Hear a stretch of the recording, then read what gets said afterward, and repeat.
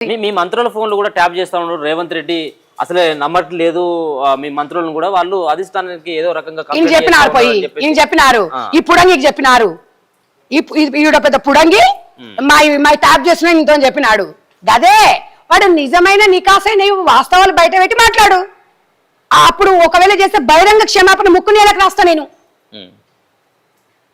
నువ్వు వాళ్ళే ట్యాప్ చేసినావు అసలు మీ కేసీఆర్ చేసింది ఏంద్రా మీ హరీష్ రావు చేసింది ఏంద్రా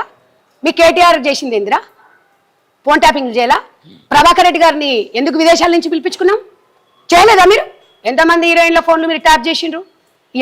ఎంతమంది రాజకీయ నాయకులే చేసిరు మీరు దీనికి సమాధానం చెప్పండి ఎంతమంది జీవితాలు నాశనం చేసిరు ఆధారాలు బయటకు వస్తాయి ఇప్పుడు ఆరోపణలు అంటున్నారు కదా ఆధారాలన్నీ బయటికి రావాలి శిక్ష అనేది ఒక రోజు 100% పడుతుంది ప్రభాకర్ గారే చెప్పారు ప్రభాకర్ రెడ్డి గారే చెప్పారు హరీష్ కేటీఆర్ చేయమన్నాడు కాబట్టి నేను చేసిన కేసీఆర్ గవర్నమెంట్ చేయమన్నది కాబట్టి నేను చేసినాడు లేకపోతే ఆయన ఎందుకు కురుకుతాడండి విదేశాలకి ఒక ఉన్నంత చదువుకున్న వ్యక్తి ఎంతమంది ఎస్ఐలు ఎంతమంది ఎస్పీలు ఎంతమంది బలైనరండి కాళేశ్వరం ప్రాజెక్టులను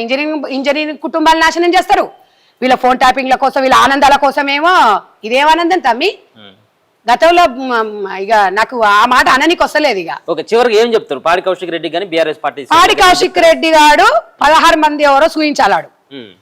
2 గంటల రాత్రి పోయిండు అన్నాడు కదా ఏ హీరోయిన్ ఏం చేసిండో చూపించాలి లేకపోతే నీకు తెలంగాణ తిరిగితే మాత్రం నీకు కాలు ఇరగొడతాము దయచేసి అవన్నీ చూపించలేదు అనుకో దయచేసి కూడా అనొద్దు రెస్పెక్టే లేదు అసలు ఇంకా అన్నాడు కదా నాకు తెలియదు ఈ 2 గంటల రాత్రి ఈడేం బిక్తుండండి అపార్ట్మెంట్ల దగ్గర అంటే వీడు వాచ్మెన్ తనం చేస్తుండా లేకపోతే ఇంకేమైనా చేస్తున్నాడా ఏం చేస్తున్నారా నువ్వు 2 గంటలకు నిద్రపోక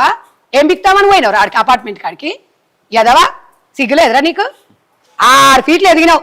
నీ ముఖం ఏ ముఖం రా ముఖం ఏమన్నా కొంచెం బుద్ధి ఉండదురా నీకు ఏం మాట్లాడుతున్నారా తలకాయ లేదురా మీ అమ్మ ఈ రోజు ఈ వీడియోలు చూసి ఏడుస్తుందేమో